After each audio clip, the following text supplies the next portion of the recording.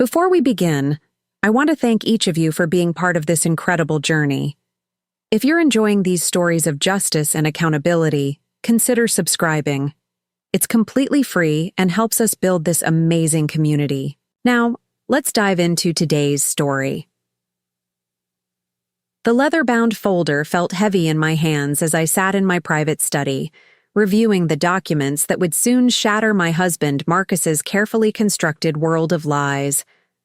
Outside, I could hear him, entertaining his lawyer friends at another of his lavish dinner parties paid for with my family's money, though he'd never admitted that to his guests. "You really should join us, darling," he called up the stairs, his voice carrying that familiar note of condescension he'd developed over our 5 years of marriage. "Richard's telling the most amusing story about a client who tried to challenge her prenup. Can you imagine?" The irony almost made me laugh. Almost. I turned back to the documents spread across my antique mahogany desk, my grandmother's desk, though Marcus assumed he'd bought it at auction. The original prenuptial agreement lay on the left, its pages, pristine and untouched. On the right sat the modified version Marcus had secretly filed 3 months ago, thinking I wouldn't notice. In the center, like a bridge between past and future, rested my trump card, a single clause I'd inserted into our original agreement, one so subtle Marcus's high-priced lawyers had missed it entirely. "Claire, are you coming down?" Marcus's voice, again, more insistent now. He hated when I missed these parties, viewing my absence as a slight against his carefully cultivated image as the successful lawyer with the perfect wife. "Just finishing up some paperwork," I called back, allowing a slight tremor of submission to color my voice. "I'll be down shortly." More laughter drifted up from below, followed by the clink of expensive crystal, my family's crystal, though. Marcus had told everyone it was a gift from a grateful client. I closed my eyes, remembering the day we'd signed our prenup. Marcus had been so confident, so assured in his superior legal expertise. He'd even joked about it with his colleagues.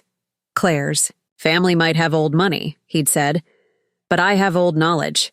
Trust me, everything's protected." He hadn't noticed my small smile then, hadn't questioned why I'd insisted on using my own lawyer, a quiet, unassuming woman who'd been my father's most trusted advisor for decades. He'd been too busy basking in his perceived victory, too certain of his own cleverness. My phone buzzed softly, a message from Patricia, that same unassuming lawyer who'd helped craft our prenup 5 years ago. "Documents received. Everything's in order. Whenever you're ready." I traced my fingers over the clause in question, Section 7, Subsection C, Paragraph 4. It looked so innocent, buried among pages of legal jargon. Just a few lines about maintaining the integrity of the original agreement and automatic nullification of unauthorized modifications. Marcus's recent changes had triggered it beautifully, though he wouldn't realize that for another 24 hours. The sound of footsteps on the stairs pulled me from my thoughts. I quickly gathered the documents, sliding them into my grandmother's hidden desk compartment, another family secret Marcus knew nothing about. A soft knock at the study door. "Claire? Everyone's asking about you." Marcus's voice carried that edge it always did when he felt his control slipping. "It doesn't look good when you hide up here." I stood, smoothing my silk blouse, another family heirloom he thought was a cheap reproduction. "Coming, darling. I just needed to finish something important."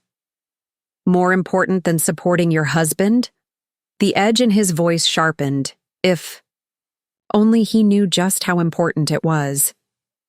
In less than 24 hours, Marcus would learn the true meaning of our prenup's hidden clause, and his perfectly planned world would crumble.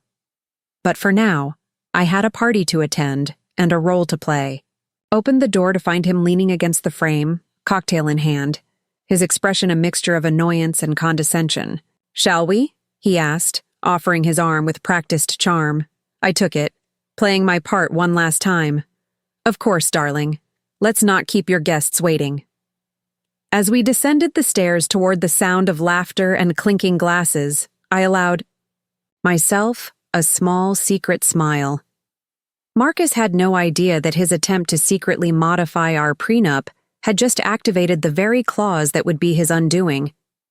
Tomorrow would change everything, but tonight I would watch and wait, savoring these final hours of his blissful ignorance. After all, timing was everything, and I'd been timing this moment for 5 long years. The party was in full swing when we reached the bottom of the stairs. Marcus's hand pressed against my lower back, guiding me toward the group gathered in our living room. My living room, though he'd long since claimed it as his own personal stage. "Claire, you remember Richard Thompson?" Marcus gestured to a silver-haired man in an expensive suit. "He's just made partner at Sterling and Ross." I smiled, remembering how Richard had been one of the lawyers who'd reviewed our Prenup 5. Years ago, he'd been so confident, so certain they'd crafted an airtight document. "Of course," I replied softly. "Congratulations on the partnership." "You should have seen her during the prenup negotiations," Marcus laughed, pulling me closer in what would appear to outsiders as an affectionate gesture. I felt his fingers dig slightly into my waist, a warning to play along. Barely understood a word we were saying, but she trusted me to handle everything. More laughter from his colleagues. I sipped my water, letting them believe what they wanted. Let them think I was just another trophy wife, too naive to understand their legal maneuverings. It made tomorrow's revelation all the sweeter. "Speaking of contracts," Richard continued, loosening his tie, "you won't believe what happened in court today. Had this woman trying to claim her husband had modified their prenup without her knowledge. Can you imagine? As if we wouldn't catch." "Something like that?" Marcus's grip on my waist tightened fractionally. "Some people just don't understand the sanctity of legal documents," he said, his voice dripping with professional authority. "Once it's signed and filed, that's it. No going back." If only he knew. I excused myself to check on the catering, needing a moment away from their self-congratulatory conversation. In the kitchen, my phone buzzed again. Another message from Patricia. "Second set of documents filed. Judge Morrison confirmed for tomorrow's hearing." I deleted the message immediately, just as I heard Marcus's footsteps approaching. He appeared in the doorway, his facade of the charming host momentarily dropped. "You're being awfully quiet tonight," he observed, eyes narrowing slightly. "Everything all right, darling?" "Just tired," I replied, arranging more hors d'oeuvres on a silver platter, my grandmother's platter, though Marcus had told everyone it was from his family's collection. "You know how these parties drain me." He stepped closer, lowering his voice. "These people are important to my career, Claire. I need you to be more present, more supportive. Remember what we discussed about your role?" My role. I suppressed a smile, remembering our last discussion about my wifely duties. It had been right after he'd secretly filed the modified prenup, thinking I was too trusting, too stupid, to have my own copy monitored for changes. "Of course, darling," I murmured, playing my part perfectly. "I'll do better." His expression softened, satisfied with what he perceived as submission. "That's my girl." He grabbed a fresh drink from the counter. "Oh, and wear the blue dress to tomorrow's dinner, the one I bought you for Christmas." The blue dress he claimed to have bought, but had actually been another family heirloom I'd had altered. "Of course," I replied. "Though, I thought tomorrow?" "You had that important meeting?" "Rescheduled," he said dismissively. "Dinner with the Sterling and Ross partners is more important. We'll be celebrating some changes I've been working on." Changes indeed. I watched him return to his guests, confident. In his control over both his world and his wife, in less than 24 hours, that confidence would shatter spectacularly. Back in the living room, Richard was regaling the group with another story about a failed prenup challenge. "You have to understand the law to beat it," he declared, raising his glass. And none of these people ever do. Marcus caught my eye across the room, his smile sharp with secret triumph. I smiled back, docile and demure, while mentally reviewing tomorrow's carefully orchestrated revelations. After all, Richard was right about one thing. You did have to understand the law to beat it, and I understood it far better than any of them knew. The party dragged on until nearly midnight, each hour feeling longer than the last. As our final guests departed, Marcus lingered at the door with Richard, their voices low but carrying in the quiet foyer. The modification should be fully processed, by now, Richard murmured, clearly thinking I was out of earshot as I gathered empty glasses from the living room. Helen in records owed me a favor. It's buried so deep in the system no one will ever find it. I carefully placed a crystal champagne flute in the sink, remembering the day Marcus had first brought Richard home for dinner. My mentor, he'd called him, though co-conspirator would have been more accurate. Perfect, Marcus replied, his voice thick with satisfaction. With the new terms in place, everything's protected. No matter what happens, she'll never touch the firm's assets. The firm's assets. I smiled to myself, thinking of the detailed records Patricia had compiled over the last 5 years.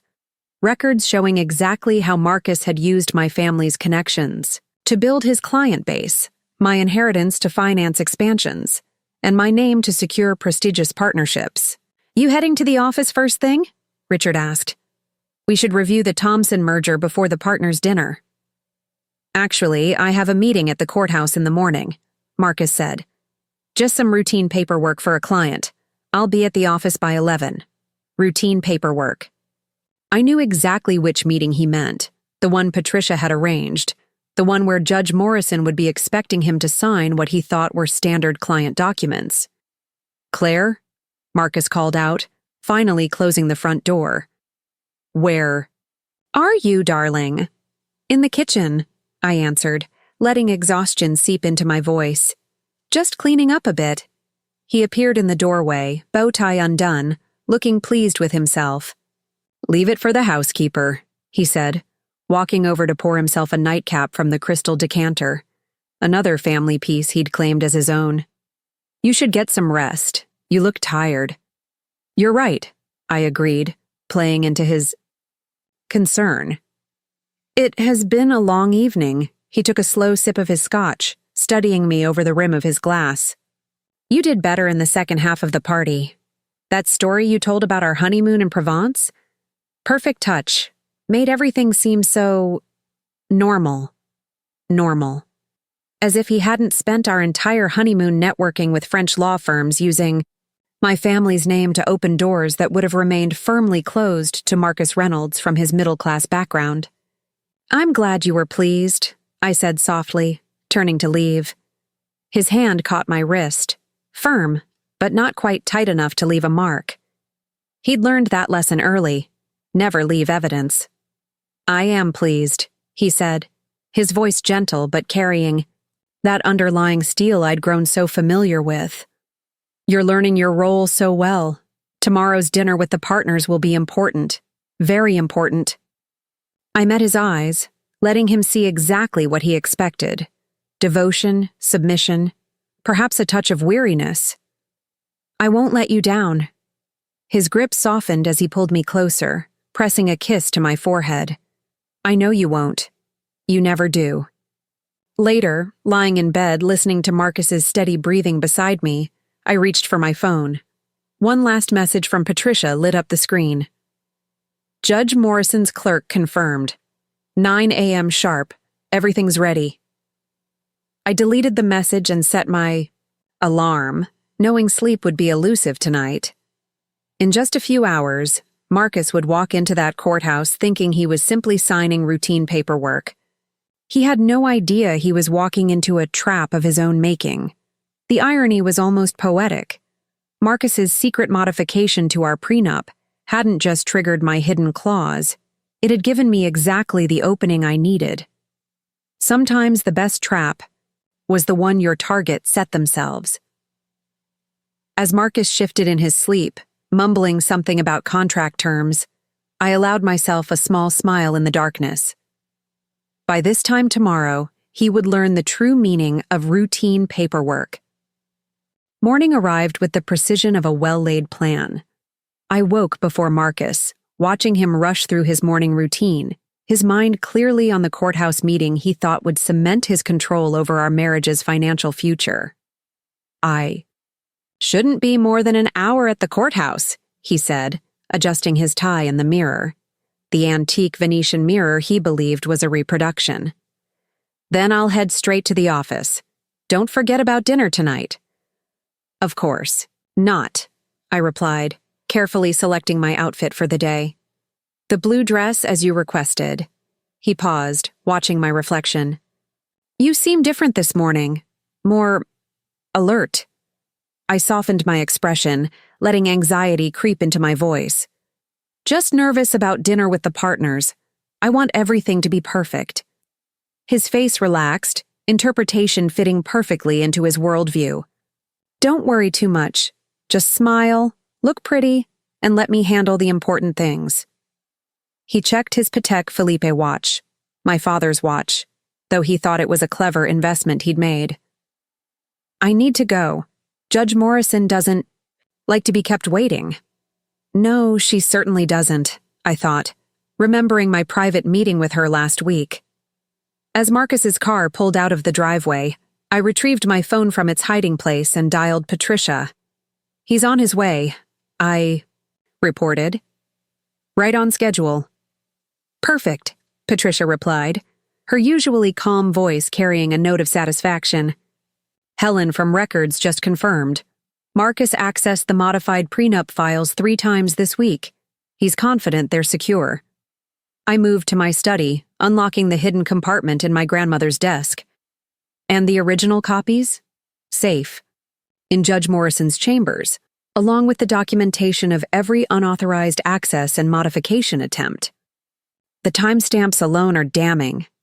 I spread the documents across my desk, each page a careful step in the dance I'd been orchestrating for 5 years.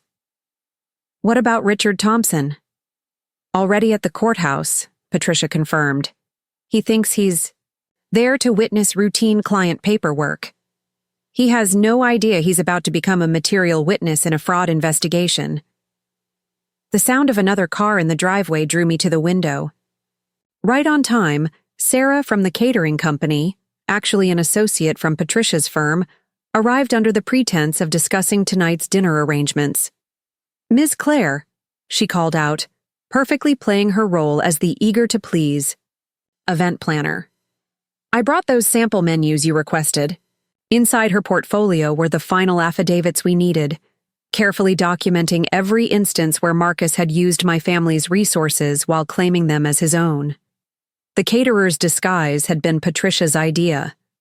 Marcus never paid attention to household staff, making them perfect covert operatives. Everything's prepared for tonight's dinner, Sarah reported once we were safely in my study, though I suspect Mr. Reynolds' celebration may be slightly delayed. I checked the time. Marcus would be arriving at the courthouse any minute now. Has Judge Morrison received the final documentation? Sarah nodded, sliding a copy across the desk. Including the evidence that Marcus not only modified the prenup without your knowledge, but attempted to backdate the changes to make them appear part of the original agreement. A rookie mistake, really. Marcus was so convinced of his superior legal expertise, he hadn't considered that I might have my own legal team monitoring every document he touched. His attempt to secretly modify our prenup hadn't just triggered my hidden clause. It had given us irrefutable evidence of fraud. Claire, Sarah hesitated, breaking character for a moment. Are you sure you want to go through with the public revelation at the partners' dinner? We could handle this more privately. I thought about every condescending comment, every subtle manipulation, every time Marcus had used my family's resources while mocking my supposed financial naivete. No, I replied firmly. He chose to make his success public. His downfall should be equally so. My phone buzzed. A message from Patricia. Marcus just entered Judge Morrison's chambers. It's beginning. I smiled, imagining Marcus's confident stride into the judge's chambers, completely unaware that he was walking into a trap of his own making. Sometimes the best revenge wasn't just about winning. It was about letting your opponent lose spectacularly through their own arrogance. Patricia's next message arrived precisely as planned. Judge Morrison has begun reviewing the documents with Marcus. Richard Thompson's face is quite a study in confusion. I stood at my study window, imagining the scene unfolding in the judge's chambers. Marcus, impeccable in his designer suit, probably sitting there with that self-assured smile that had charmed so many clients and fooled so many opponents. "Ms. Clare," Sarah interrupted my thoughts. "The video feed is ready." Another piece of careful planning, Patricia had arranged for the courthouse meeting to be officially recorded, citing standard procedure for document review. Marcus, confident in his manipulations, would have thought nothing of it. The secure tablet on my desk sprang to life, showing Judge Morrison's chambers in crystal-clear detail. The judge sat behind her massive desk, her expression carefully neutral as she reviewed the documents before her. Marcus sat opposite her, relaxed and confident, while Richard Thompson stood slightly behind him, looking increasingly uneasy. "So, these are the original prenuptial agreement documents?" Judge Morrison's voice came through clearly, her tone professionally curious. "Yes, Your Honor," Marcus replied smoothly. "Standard procedure, really. Just updating some minor technical details to reflect current statutes." I watched Richard shift uncomfortably. He knew something wasn't right, but his loyalty to Marcus, or perhaps his complicity, kept him silent. "Interesting," Judge Morrison continued, turning a page. "And this modification was filed 3 months ago?" "That's correct," Marcus confirmed, his confidence unwavering. "All properly processed and recorded." The judge nodded, reaching for another document. "Then perhaps you can explain why I have here a notarized copy of the original agreement, with a rather specific clause about unauthorized modifications." The change in Marcus's posture was subtle but unmistakable. A slight stiffening of his shoulders, a barely perceptible narrowing of his eyes. "I'm sure there's some confusion," he began, his lawyer's instincts kicking in. "The modifications were completely standard." "Were they?" Judge Morrison interrupted, sliding another document across her desk. "Because I also have here evidence that these changes were made without your wife's knowledge or consent and then backdated to appear original." Richard Thompson took an involuntary step backward. "Your Honor, if I might—" "Mr. Thompson," the judge cut him off sharply. "Given your role in these modifications, I suggest you exercise your right to remain silent." My phone buzzed with another update from Patricia. "Second team in position. At Marcus's office. All evidence secured." On the tablet screen, Marcus was maintaining his composure, but I could see the calculations running behind his eyes. He was realizing that something had gone very, very wrong with his perfect plan. "Furthermore," Judge Morrison continued, producing yet another document, "I have here the clause from the original agreement that Mrs. Reynolds insisted upon, Section 7, subsection C, paragraph 4. Would you like to read it aloud, Mr. Reynolds?" Arcus took the paper, his confident facade cracking slightly as he read. "Any unauthorized modification to this agreement, attempted without the explicit knowledge and consent of both parties, shall trigger immediate nullification of the entire agreement, reverting all assets to their original owners and initiating a full audit of all financial transactions conducted during the marriage." The color drained from his face as the implications sank in. Every asset he'd claimed as his own, every piece of my family's property he'd leveraged for his career, every financial move he'd made using my resources, all of it would now be scrutinized. "I don't understand," Richard finally spoke up. "How did we miss this clause?" "Perhaps," Judge Morrison replied dryly. "You were too busy assuming Mrs. Reynolds couldn't possibly understand legal documents to actually read them carefully." My phone lit up with one final message from Patricia. Stage 1 complete, ready to proceed with office documentation when you give the word. I smiled, watching Marcus's world begin to crumble on the tablet screen. The partners' dinner tonight would be interesting indeed, though perhaps not the celebration he'd planned. The scene in Judge Morrison's chambers continued to unfold on my tablet screen. Marcus was now standing, his lawyer's instincts fully engaged as he tried to regain control of the situation.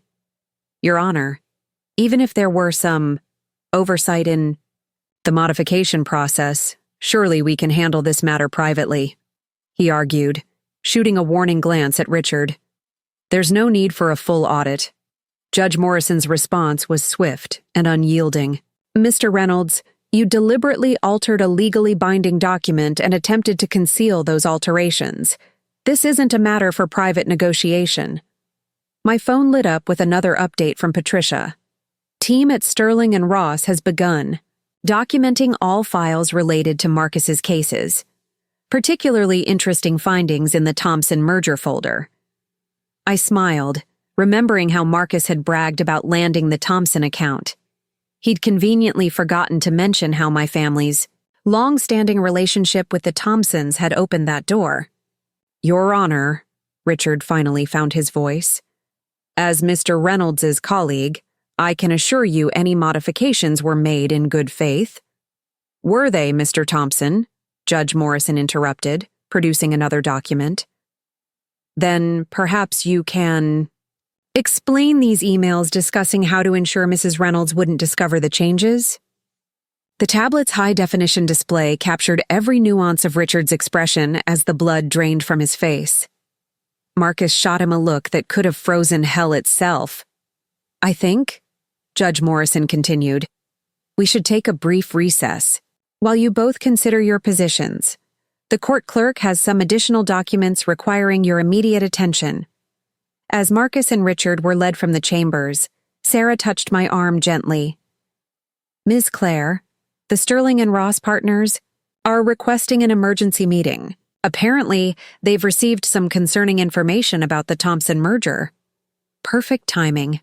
Patricia's team had ensured the partners would discover Marcus's creative accounting exactly when we needed them to. When? They're convening at 2:00, Sarah replied, checking her tablet. They've already contacted several clients who provided sworn statements about how their accounts were really secured. I could picture it now. The prestigious partners of Sterling and Ross discovering that their rising star had built his client base not through legal brilliance, but through secretly leveraging his wife's family connections. My phone buzzed again, this time with a message from Marcus himself. We need to talk. Now. I showed the message to Sarah, who nodded. Patricia says to let him stew. He'll be more rattled at the partners' dinner tonight. The dinner. I glanced at the blue dress hanging on my closet door, the family heirloom he thought he'd bought me. It would serve perfectly for tonight's final act. The forensic accountants have finished their preliminary review, Sarah reported, scanning another message. They've documented every instance where Marcus used your family's assets while claiming them as his own. The list is extensive. Moved to my grandmother's desk, running my fingers along its smooth surface. And the evidence of his attempts to hide those transactions? All preserved and authenticated. The partners will have everything before their emergency meeting. Another message from Marcus flashed on my phone. Claire, whatever you think you're doing, stop it. You don't understand what's at stake. Oh, but I did. I understood perfectly what was at stake. His reputation, his career, his carefully constructed facade of self-made success. All built on my family's resources, all while he treated me like a decorative accessory too simple to understand his brilliant legal maneuvers. Sarah, I said, making a decision, have Patricia release the documentation about the Westbrook Foundation grant. Sarah's eyes widened slightly. The grant he claimed to have secured through his legal expertise? Yes, I smiled.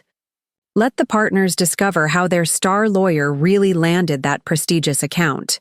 through my family's 30-year relationship with the Foundation's board. As Sarah made the call, I watched Marcus's increasingly frantic messages light up my phone.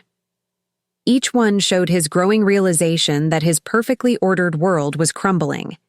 And his wife, his supposedly naive, trusting wife, held all the cards.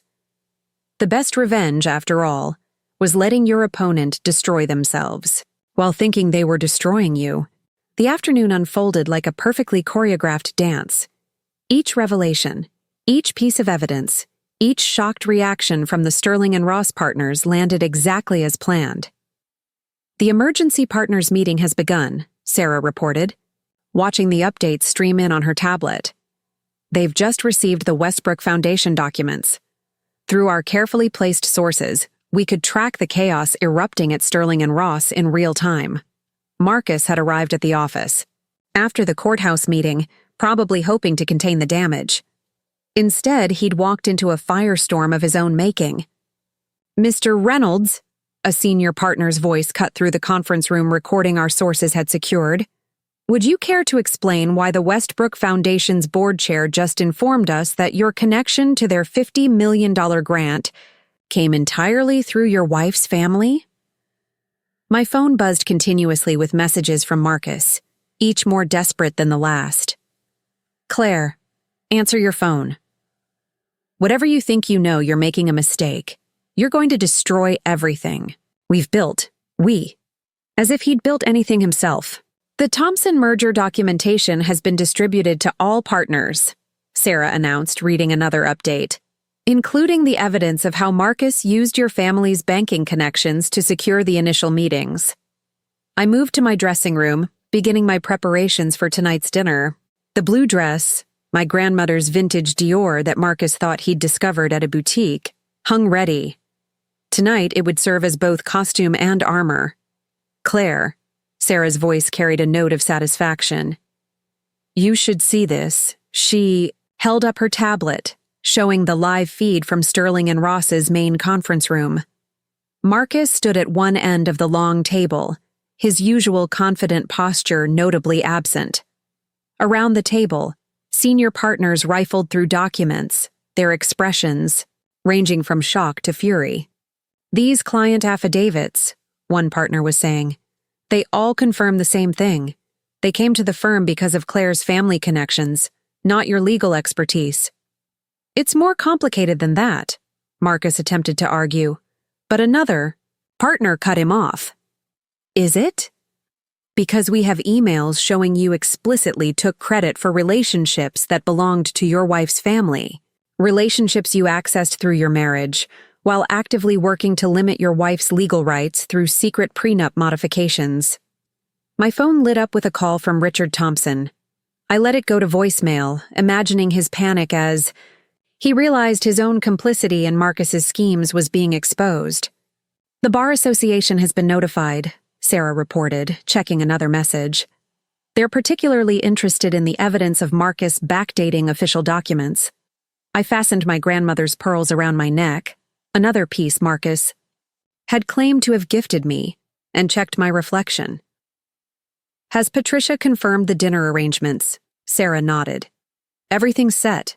The Sterling and Ross partners will all be there, along with key clients.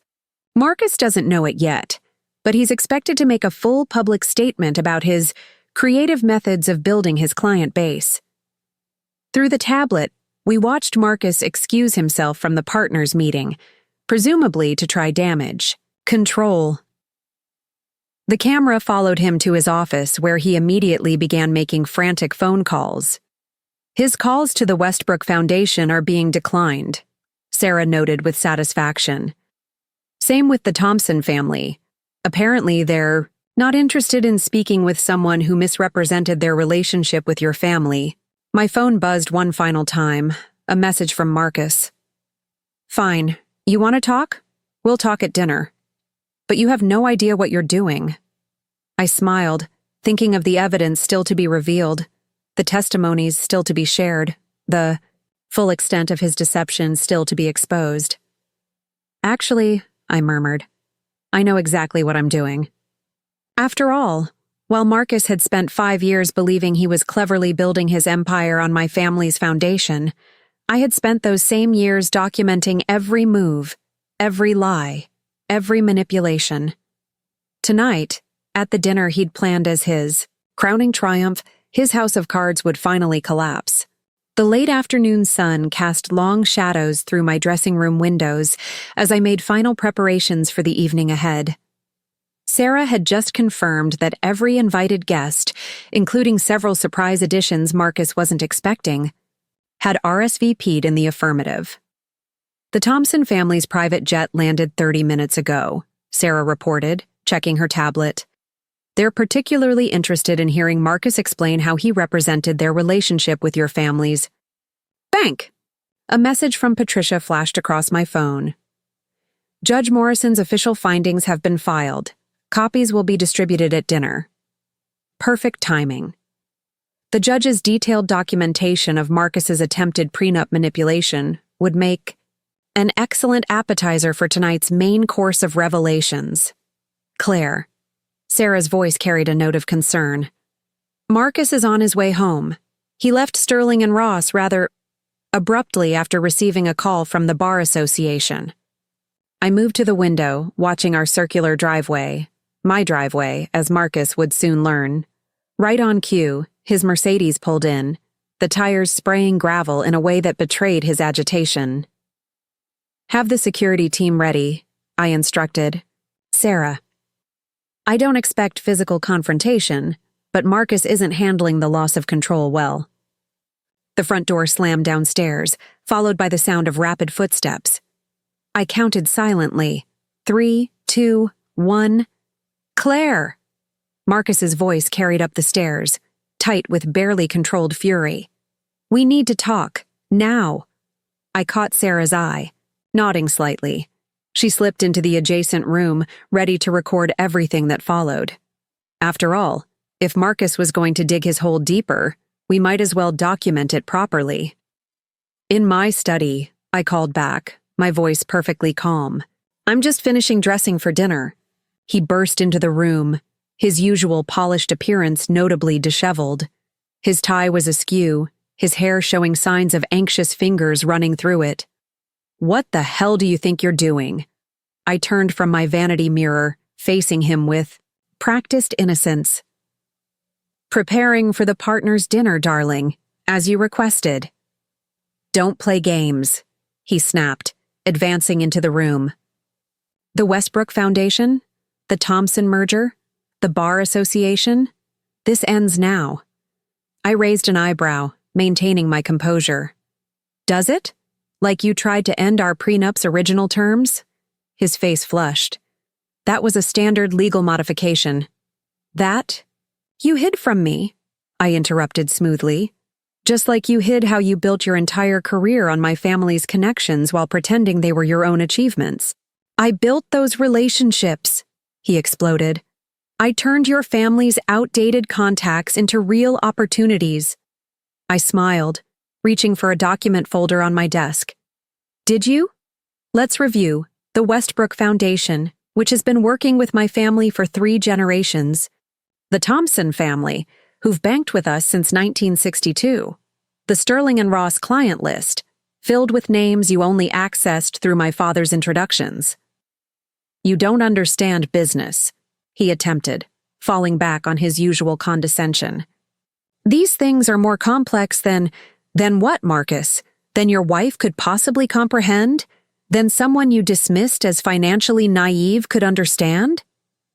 I opened the folder, revealing copies of every document Patricia had filed today. I understand perfectly. I understood while you were building your house of cards, and I understand now as it collapses. He grabbed for the folder, but I smoothly moved it out of reach. The partners are expecting us in an hour, I reminded him, along with several special guests you might remember. Judge Morrison, the Thompsons, the Westbrook Foundation board chair. I believe they all have questions about your creative interpretation of professional relationships. The color drained from his face as the full implication sank in. You can't do this.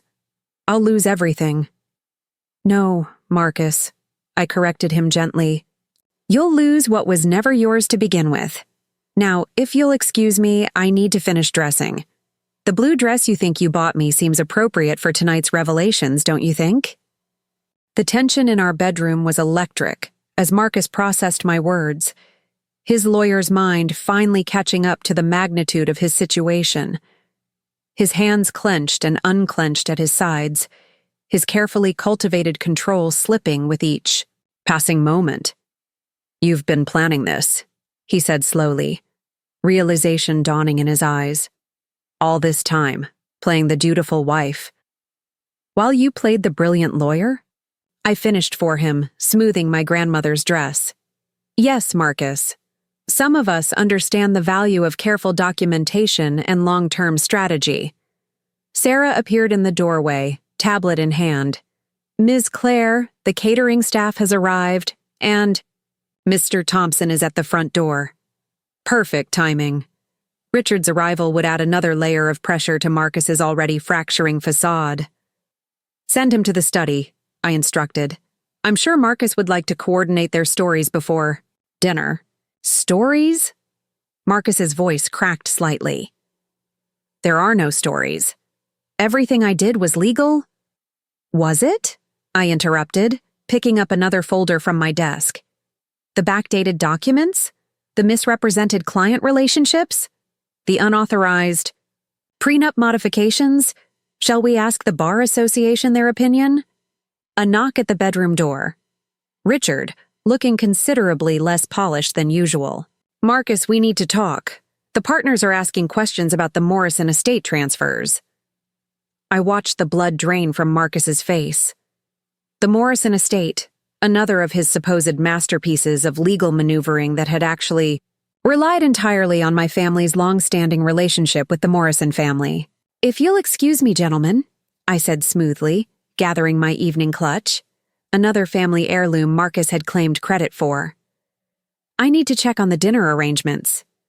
As I passed Richard, I couldn't resist adding, "Oh, and Richard? Judge Morrison asked me to remind you about your upcoming testimony regarding the prenup modifications. She was particularly interested in those emails discussing how to hide the changes." Leaving them to their panic, I descended the grand staircase to find the house transformed for tonight's revelations. The dining room gleamed with crystal and silver, all my family's pieces that Marcus had claimed as his own discoveries. Sarah met me at the bottom of the stairs. "The Thompson family has arrived early," she reported quietly. "They're in the front parlor with Patricia. Mr. Thompson Sr. is quite interested in discussing how Marcus represented their relationship with your family's bank." Through the parlor doorway, I could see James Thompson, his silver hair and stern expression a stark reminder of the generations of trust Marcus had attempted to exploit. His eyes met mine, and he gave a slight nod, acknowledgement between equals that would have infuriated Marcus to witness.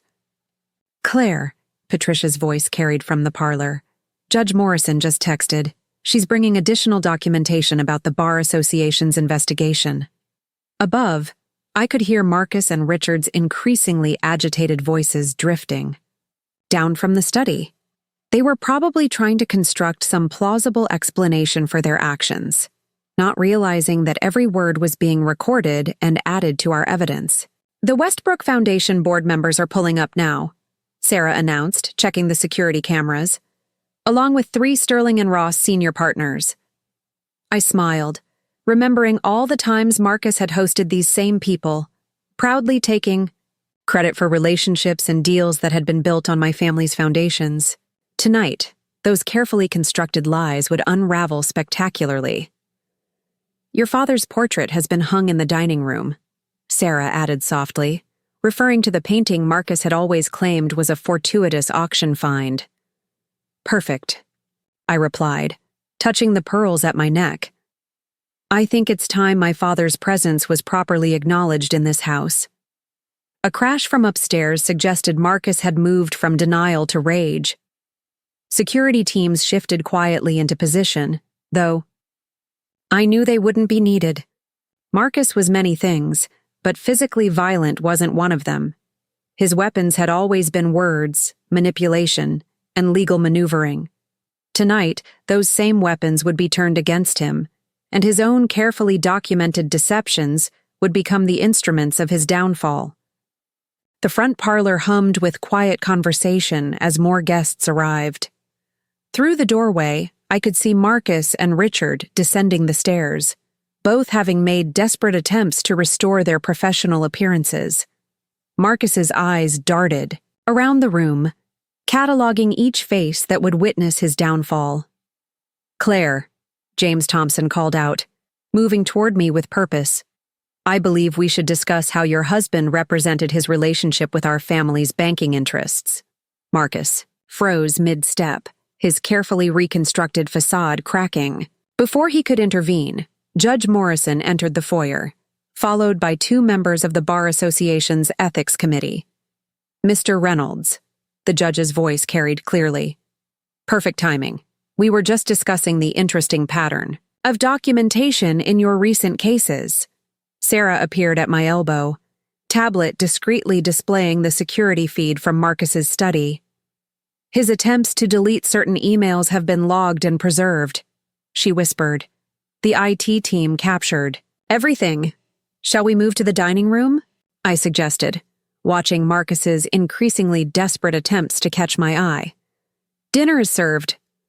The procession into the dining room was a masterpiece of choreographed discomfort. Each guest had been seated strategically, Marcus flanked by the Bar Association representatives, Richard facing the Sterling and Ross senior partners, each person positioned for maximum impact. "Beautiful portrait," James Thompson commented, gesturing to my father's painting. "Your family has always had excellent taste, Claire. Your father's banking expertise was unmatched." Marcus's hand tightened around his water glass. That portrait had been a particular point of pride for him. He'd often boasted about finding it at auction, never knowing it had been in my family's collection all along. Speaking of banking expertise, one of the Sterling and Ross partners interjected. "We've been reviewing the Thompson merger documentation, Marcus. Fascinating how you characterized your role in initiating those discussions." Patricia, seated quietly at the far end of the table, began distributing elegant leather folders to each guest. Marcus's eyes widened as he recognized the Sterling and Ross letterhead. "What is this?" he demanded, reaching for his folder. "Evidence," Judge Morrison answered calmly, opening her own copy, "of a rather extensive pattern of professional misrepresentation. The Bar Association is particularly interested in the section regarding backdated documents." The soup course arrived, served in my great-grandmother's Limoges china that Marcus had claimed came from his family's estate. Each bowl was accompanied by another document folder, these bearing the court's official seal. "Your Honor," Richard attempted to intervene, "surely these matters could be discussed in a more private setting, like the private setting where you helped modify the prenuptial agreement?" Patricia spoke for the first time, her quiet voice carrying unexpected authority. "Or perhaps the private setting of those email exchanges about concealing the changes." The Westbrook Foundation board chair cleared his throat. "While we're discussing private matters, Mr. Reynolds, perhaps you could explain how you represented your role in securing our organization's grant. Our records show a rather different version of events." Marcus's soup spoon clattered against fine china. Sweat beaded on his forehead as he looked desperately around the table, finding no allies among the faces he'd once counted as his professional inner circle. "Claire," he tried, his voice strained, "you don't understand what you're doing to my career." "To your career?" James Thompson interrupted. "The career built on relationships you accessed through your wife's family? The one where you claimed personal credit for generations of business connections you married into?" Sarah silently placed another document before each guest. The complete forensic accounting of every transaction where Marcus had leveraged my family's resources while claiming them as his own achievements. "Perhaps," Judge Morrison suggested, studying the new documents, "we should discuss the exact terms of that prenuptial agreement you attempted to modify, the original one, with Mrs. Reynolds's rather clever protective clause." The main course hadn't even arrived, and already Marcus's carefully constructed world was crumbling, one revelation at a time. The main course arrived on my grandmother's Royal Copenhagen plates, another family heirloom Marcus had claimed to have sourced through his exclusive connections. Each plate was accompanied by yet another document folder, these bearing the unmistakable letterhead of the Bar Association. "You'll find," Judge Morrison commented, delicately unfolding her napkin, "a complete timeline of unauthorized document modifications. Most interesting reading, particularly the section about backdating client contracts." Marcus hadn't touched his food, his complexion now matching the fine white china before him. Across the table, Richard Thompson was frantically scanning the documents, his legal mind obviously cataloging the mounting evidence against them both. "I particularly enjoyed," one of the Sterling and Ross senior partners added, "the creative way you represented your role in the Morrison estate negotiations. Tell me, Marcus, did you think we wouldn't discover that the Morrison family has banked with Claire's family since the 1950s? Sarah appeared silently at my elbow, showing me a message on her tablet. "Additional evidence of document tampering. Discovered in Marcus's office computer. IT team has secured everything." "While we're discussing discoveries," James Thompson interjected, swirling his wine, "from my family's cellar, though Marcus had claimed to have cultivated the collection himself. Perhaps we should address how you represented your involvement with our Asia-Pacific expansion." Marcus's hand shook as he reached for his water glass. "That deal was entirely legitimate." "The deal was legitimate," James agreed coldly. "Your claimed role in initiating it was not. Unless you'd care to explain how you orchestrated meetings that occurred through Claire's family connections years before you even met her?" "Claire," Marcus tried again, his voice taking on an edge of desperation, "you have to understand. Everything I did was to build our future." "Your future," I corrected him quietly, "built on my family's foundations, while you systematically attempted to limit my legal rights through secret prenup modifications." Patricia smoothly distributed another round of documents. "Speaking of modifications, the forensic analysis of your computer records makes for fascinating reading, particularly the email exchanges about how to ensure these changes wouldn't be discovered." "I have a question," the Westbrook Foundation board chair spoke up, studying one of the documents.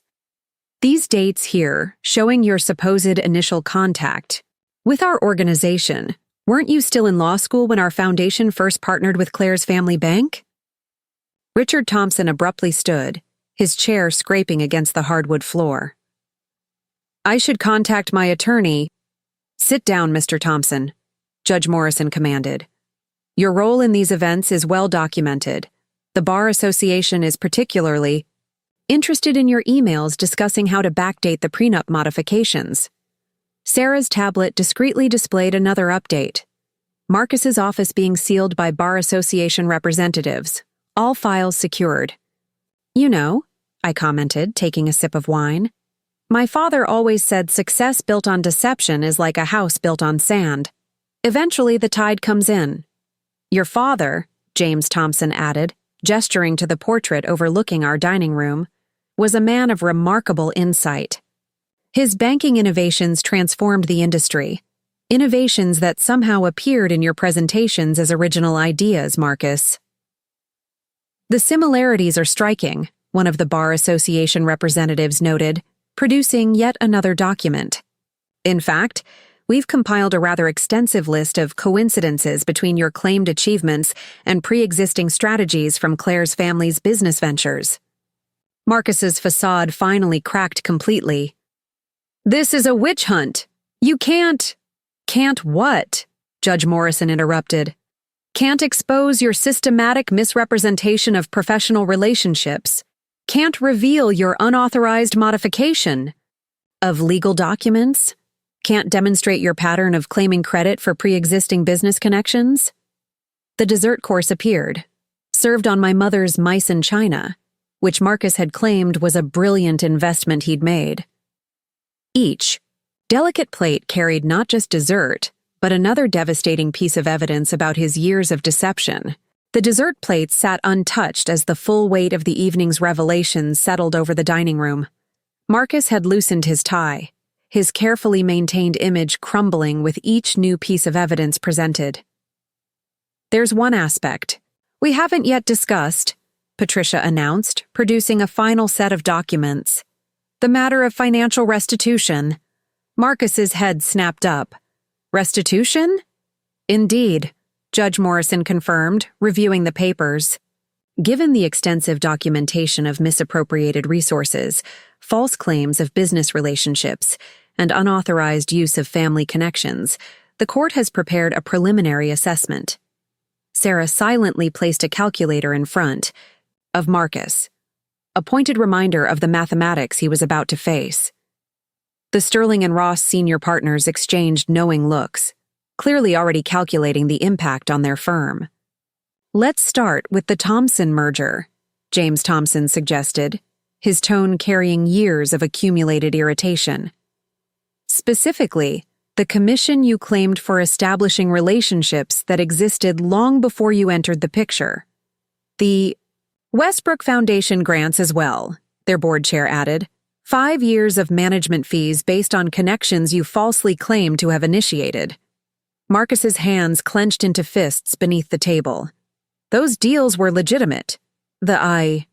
Deals were legitimate," I interrupted smoothly. "Your claimed role in facilitating them was not. Just like this house you've been claiming as your achievement."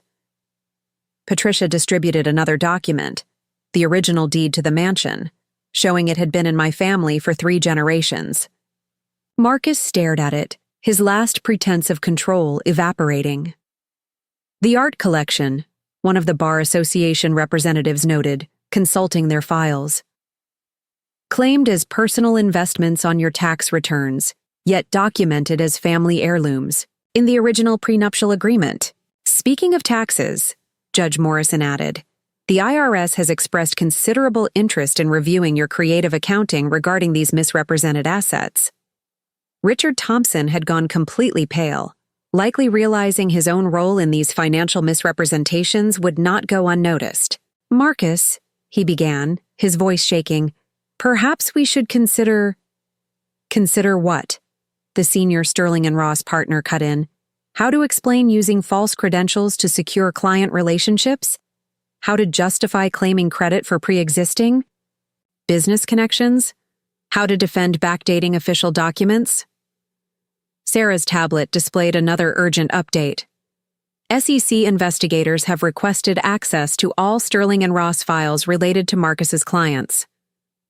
"You know," James Thompson remarked, studying his wine glass, "in banking, trust is everything. My father taught me that. Claire's father taught her that. Pity you never learned it, Marcus."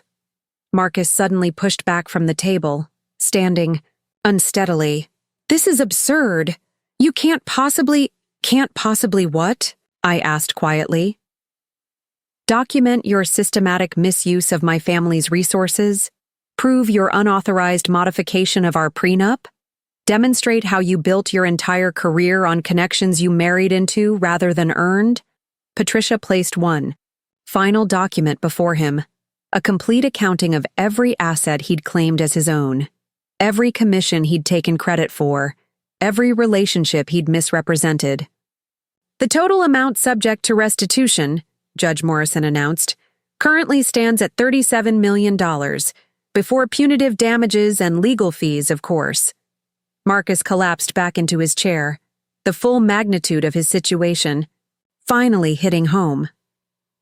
His carefully constructed facade of self-made success was crumbling, revealing the truth he'd tried so hard to hide.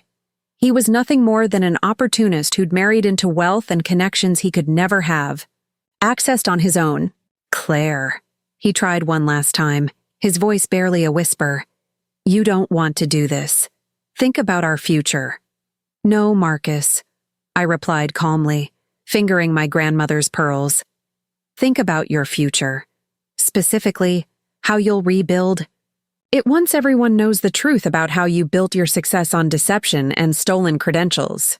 Coffee was served in my great-aunt's Sèvres porcelain cups, another family treasure Marcus had claimed to have discovered through his expert antiquing. The delicate clink of silver spoons against fine china punctuated the heavy silence that had fallen over the dining room. There is, of course, Patricia spoke up, the matter of professional consequences to consider. Marcus's coffee cup rattled in its saucer. The Bar Association representatives exchanged meaningful glances before one of them cleared his throat. Given the extensive nature of the documented misrepresentations, he began, and the clear pattern of ethical violations, suspension of your law license appears to be the minimum consequence. Suspension? Richard Thompson's voice cracked. Surely. We've only scratched the surface, Mr. Thompson, Judge Morrison interrupted. The unauthorized modification of legal documents alone warrants serious consideration of disbarment. Add the pattern of misrepresenting professional relationships. Sarah discreetly showed me another update on her tablet. Sterling and Ross Partners have called an emergency meeting for tomorrow morning. Votes are being collected for immediate termination of Marcus's partnership. I'm curious, James Thompson said, setting down his coffee cup, about the Whitmore acquisition. You claimed to have orchestrated that deal through personal connections. Yet our records show Claire's family bank initiated those discussions 3 years before you passed the bar exam.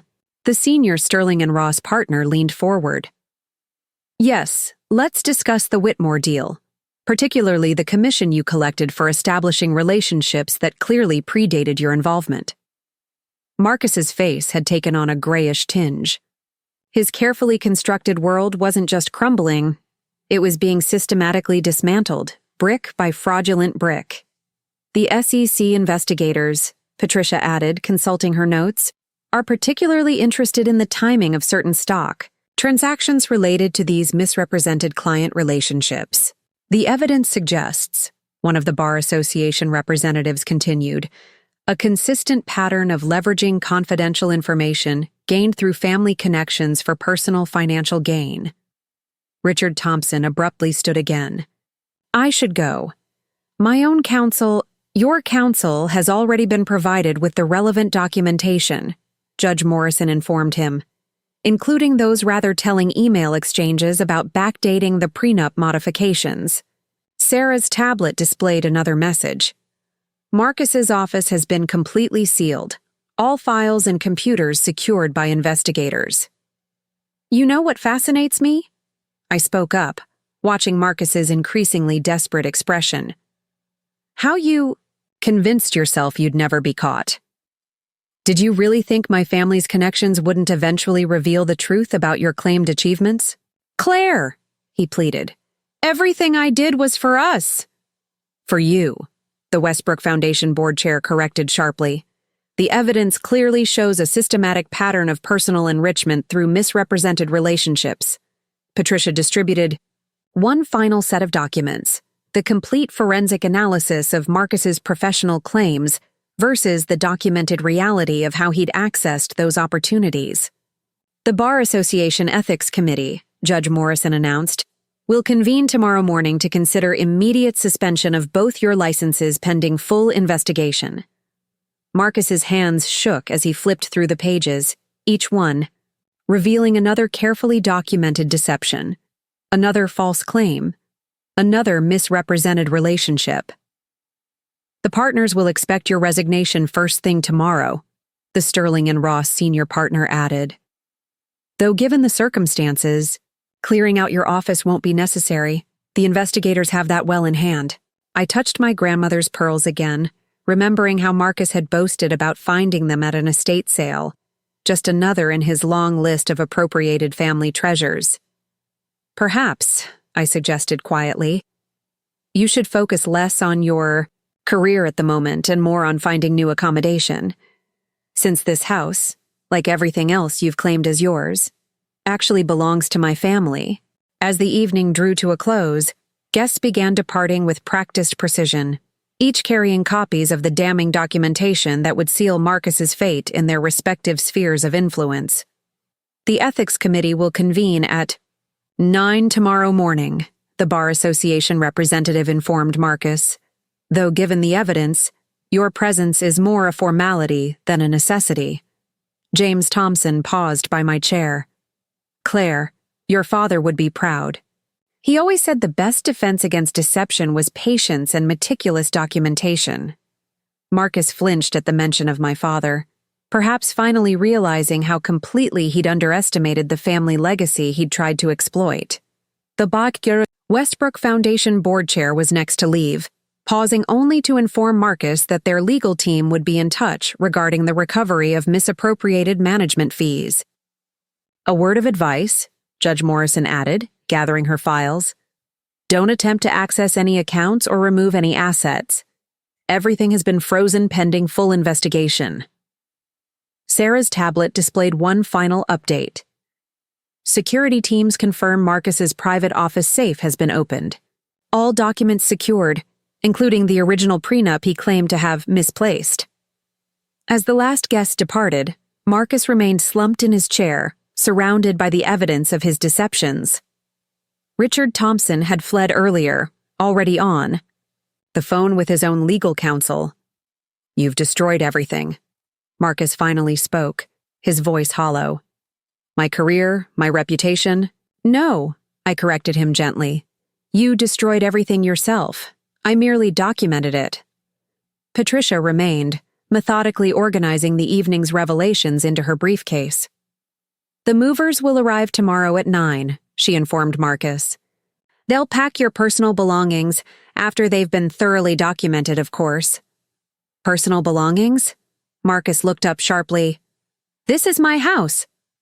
This is my family's house, I interrupted. Like the art you claimed to collect, the wine you pretended to curate, and the antiques you boasted about discovering. All documented in the original prenup you tried to modify. Sarah approached with one final document. A detailed inventory. Of everything Marcus had claimed as his own over our 5-year marriage, each item traced back to its true origin in my family's holdings. The prenup's hidden clause was brilliant, Patricia commented, admiring her own legal handiwork. Automatic nullification and full asset reversion triggered by any unauthorized modification attempt. You really should have read it more carefully. Marcus. Standing by my father's portrait, I watched Marcus's last pretenses crumble. The confident lawyer who'd mocked my supposed financial naivete was gone, replaced by a man facing the complete destruction of his carefully constructed facade. The guest house has been prepared, I informed him. You can stay there until you make other arrangements.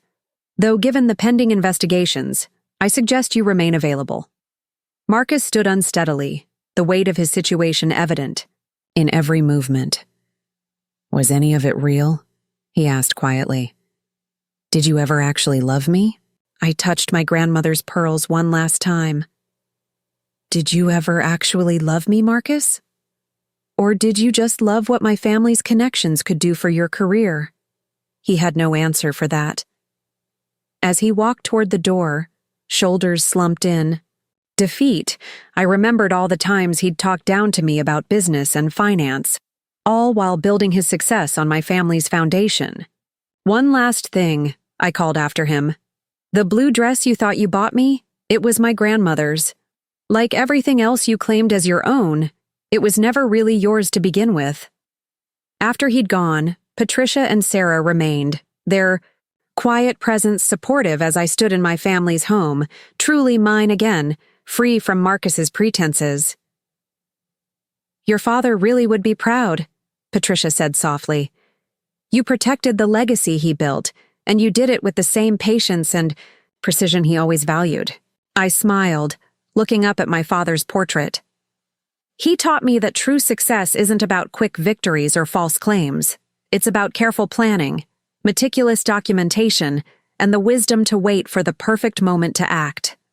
The perfect moment had finally come, and Marcus's house of cards had fallen exactly as planned, not with a dramatic confrontation, but with the quiet, devastating power of truth finally revealed.